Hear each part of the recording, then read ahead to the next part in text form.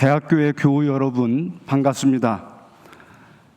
코로나 팬데믹 시대에 평안들 하셨습니까?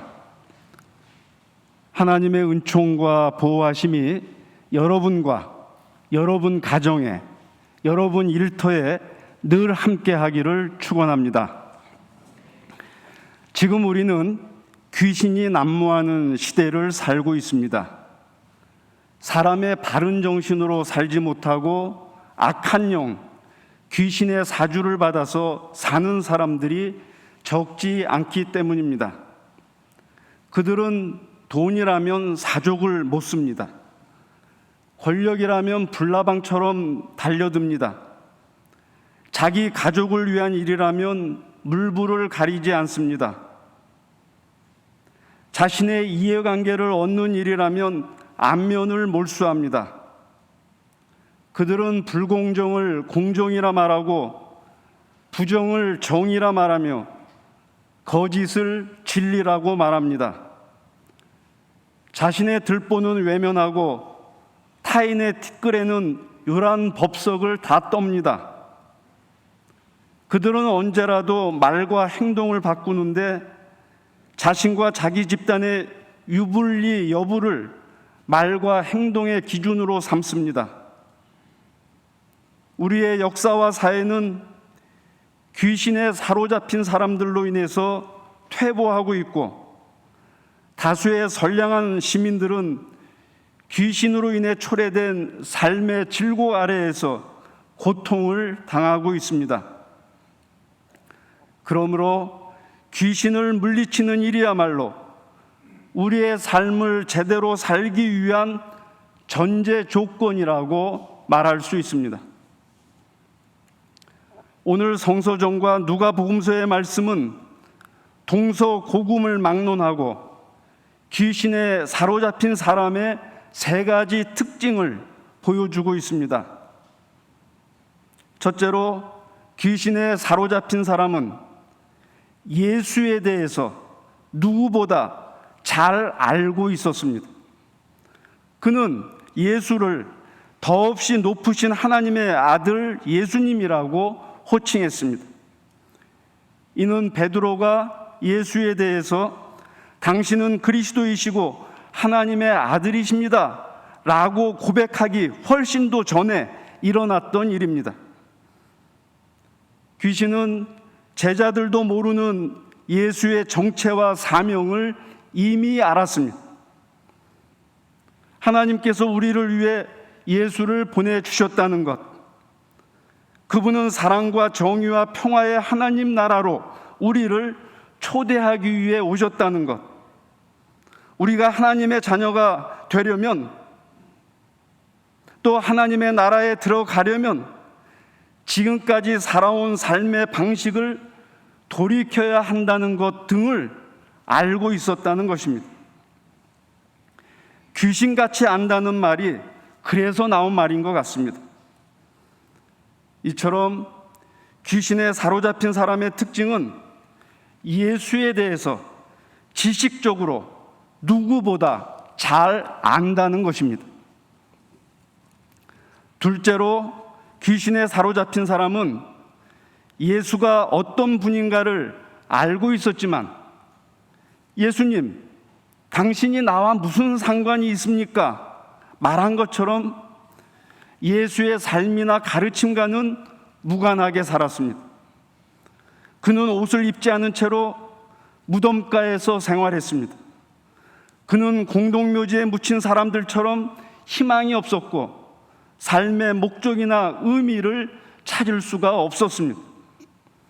겉으로는 살아있었지만 실제로는 죽은 것과 다를 바 없었습니다. 문제의 핵심은 그가 예수에 대해서 지식적으로는 알았지만 상호 교감하는 인격적인 관계에는 이르지 못했다는 것입니다. 우리가 어떤 유명 인사에 대해서 그와 관련된 주변적인 사실을 안다고 할지라도 그 인사를 직접 알거나 그와 직접 교제를 하지 않는 경우와 같습니다.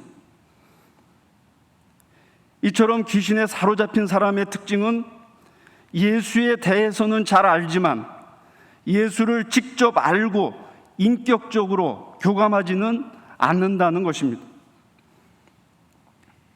셋째로, 귀신에 사로잡힌 사람은 예수께서 주변 사람들에게 폭력을 가하는 것을 금지한 것에 대해서 견디지 못했습니다. 예수께서 귀신을 향해서 나갈 것을 명령하셨을 때 그는 제발 나를 괴롭히지 마십시오 말하면서 간청했습니다. 그는 가족과 마을 사람들에 의해서 쇠사슬과 쇠고랑으로 묶여 있었지만 그것으로 제어되지 않을 만큼 힘이 셌습니다. 사실 가족과 마을 사람들이 방치하고 외면했던 이유는 그의 폭력적인 힘 때문이었습니다. 그의 폭력적인 힘이 얼마나 강력했으면 귀신 스스로 군대라고 소개했겠습니까?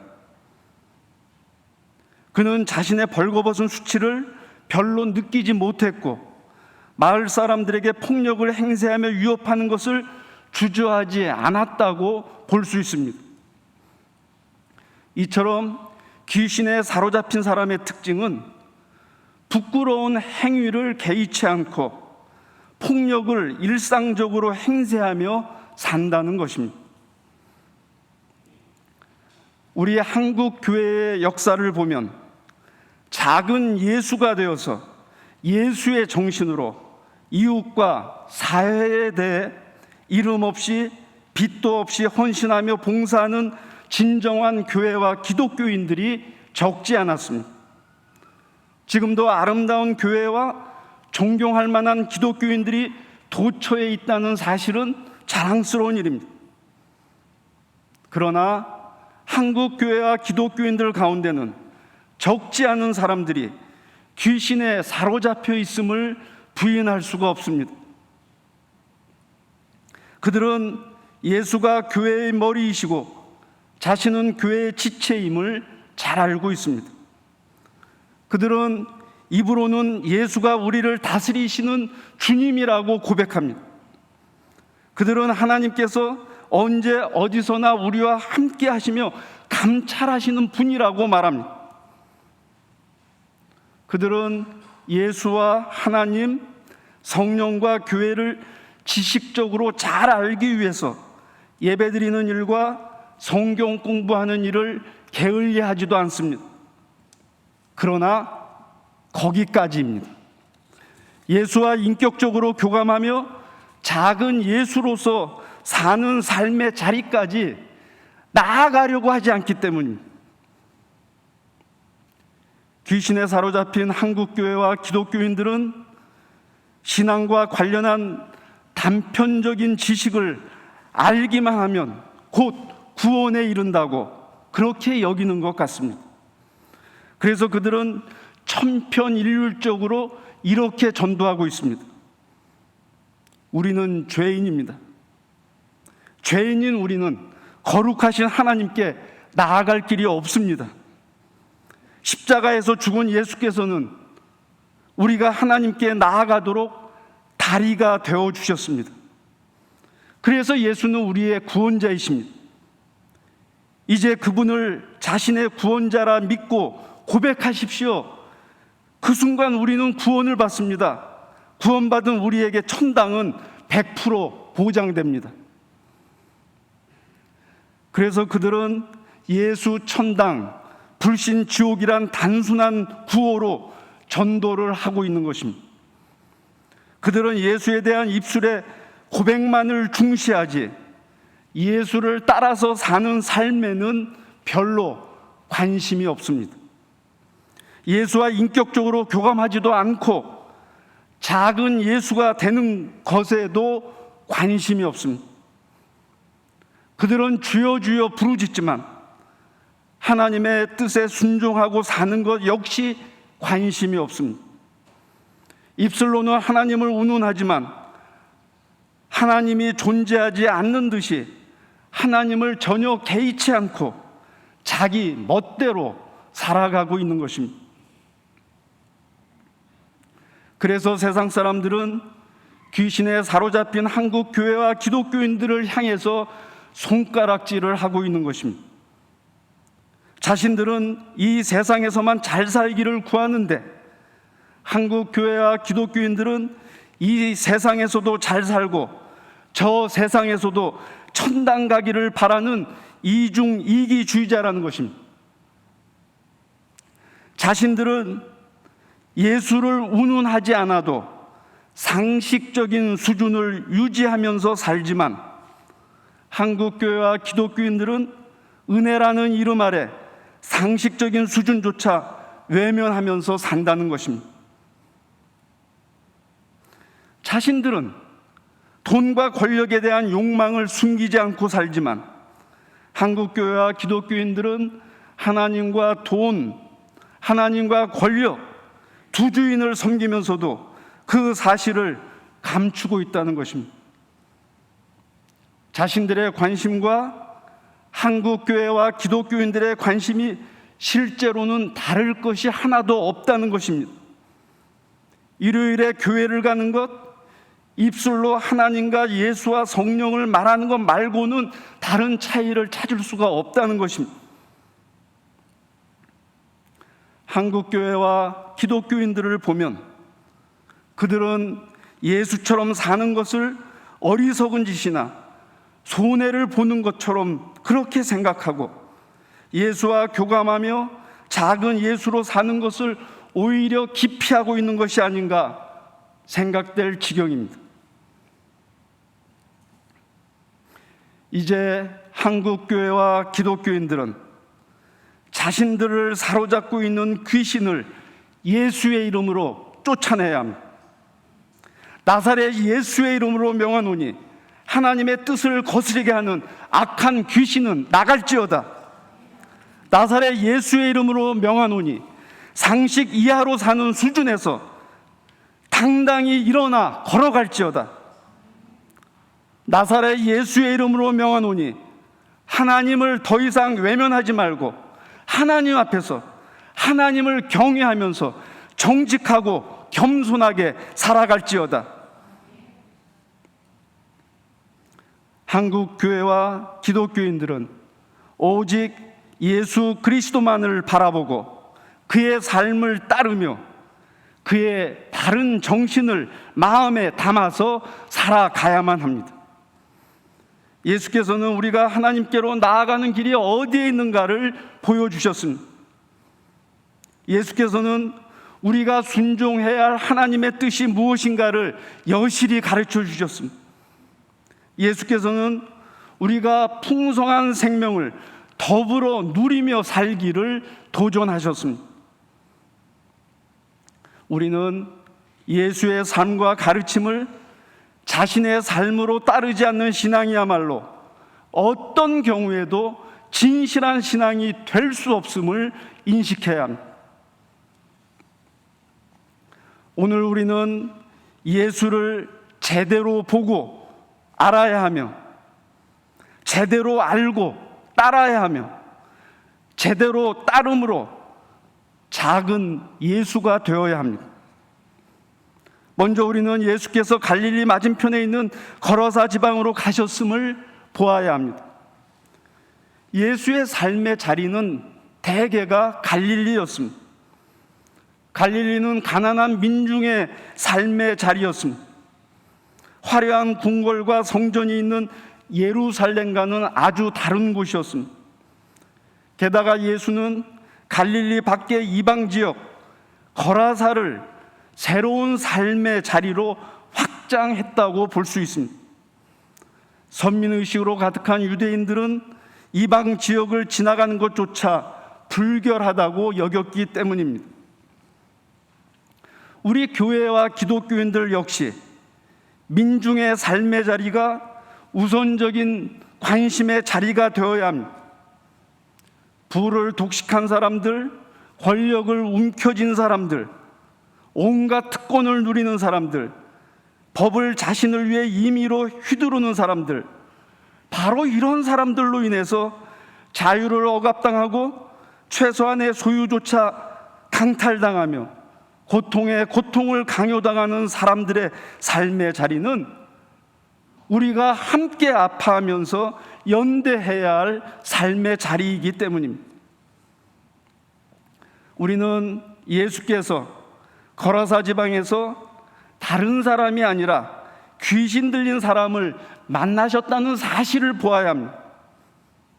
귀신 들린 사람, 그는 무덤가에 버려진 사람이었습니다.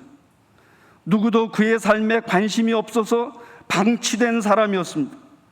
그는 사회 공동체에 기여하는 것이 없어서 기대받지 못하는 사람이었습니다. 그는 사람 구실을 하지 못한다며 누구도 만나고 싶어 하지 않았습니다. 이방인이고 귀신까지 들린 그에게서 변화의 가능성은 전혀 없어 보였습니다. 다른 사람의 관심을 끌 만한 어떤 것도 없었습니다. 그의 상황을 보면 희망을 찾을 수가 없었습니다. 그런데 예수께서는 거라사 지방에 귀신 들린 사람을 찾아가서 당신의 관심을 주셨습니다. 그를 하나님의 형상으로 지음받은 존엄한 인간으로 보셨습니다. 그에게 인간답게 살 권리가 있음을 보증해 주셨습니다. 우리 교회와 기독교인들 역시 사회적 약자들에게 우선적인 관심을 주어야 합니다.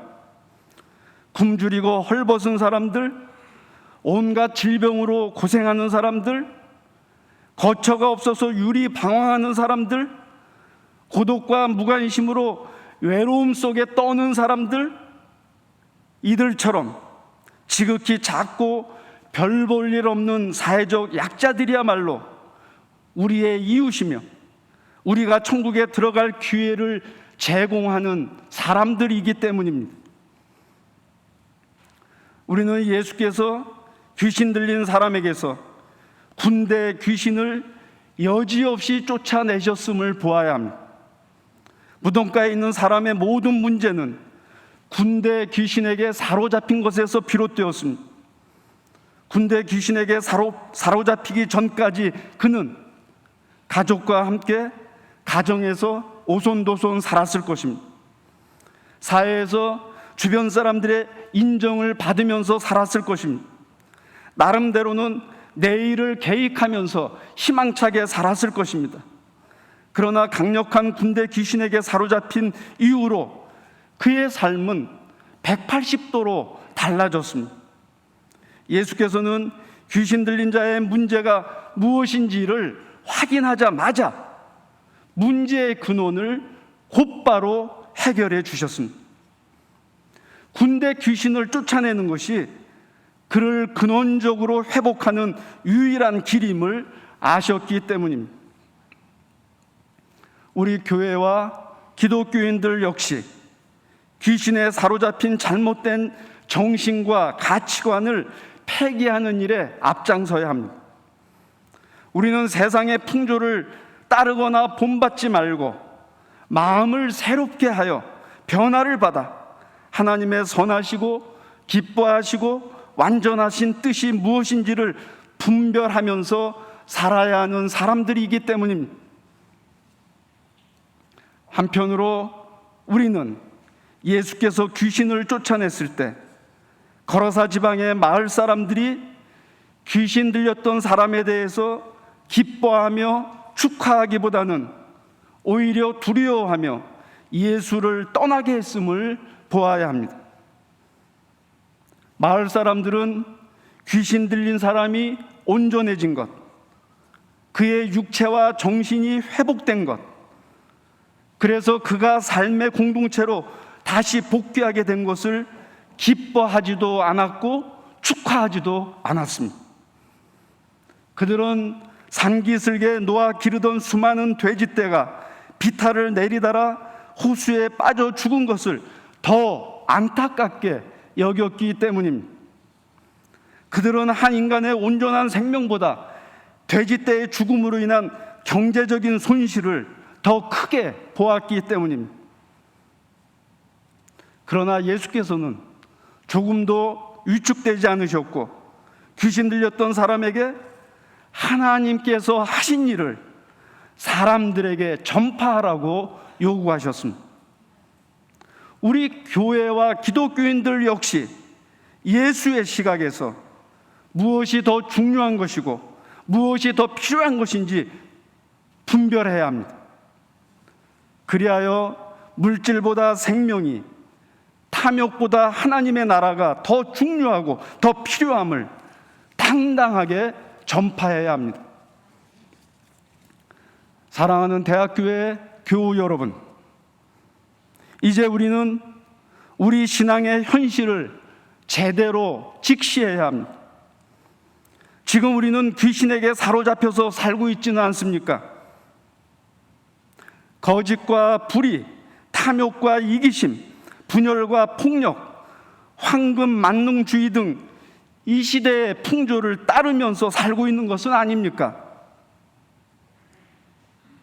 지금 우리가 이 시대의 귀신에 사로잡혀 있지 않다고 하면 그것은 매우 다행한 일입니다. 그러나 우리는 귀신에 사로잡힌 사람들을 외면한 채로 살고 있지는 않습니까? 우리는 예수에 대해서 어느 정도는 알고 있습니다. 그것 역시도 참 감사한 일입니다. 하지만 우리는 예수와 무관한 채로 살고 있지는 않습니까? 우리에게 신앙 고백의 말은 있지만 세상 가운데서 예수를 따르는 작은 예수의 삶을 외면하고 있는 것은 아닙니까? 이제 우리는 고통당하는 민중의 삶의 자리, 갈릴리와 거라사 지방으로 나아가야 합니다. 우리에게 갈릴리와 거라사 지방은 어디입니까? 분단 체제 속에서 신음하는 한반도이고 긴장을 멈추지 않고 있는 비무장지대입니다. 최소한의 인권조차 누리지 못하는 북녘 땅이고 경쟁과 폭력과 왕따로 범벅이 되어 있는 공교육 학교 현장입니다. 이제 우리는 누구의 관심도 받지 못하는 사람들에게 우선적인 관심을 줄 수 있어야 합니다. 그들은 일자리를 얻지 못해 절망하고 있는 청년들이고 빈곤 상태에서 고독과 싸우는 노인들입니다. 그들은 자유를 찾아 대한민국에 온 탈북민들이고 코리안 드림을 품고 3D 업종에서 참고 일하는 외국인 노동자들입니다.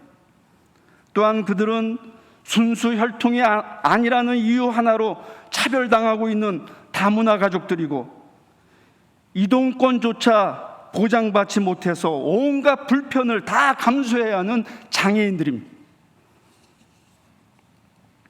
무엇보다 우리는 신앙적 삶을 왜곡하는 이 시대의 황금 만능주의 풍조를 단호히 배격해야 합니다.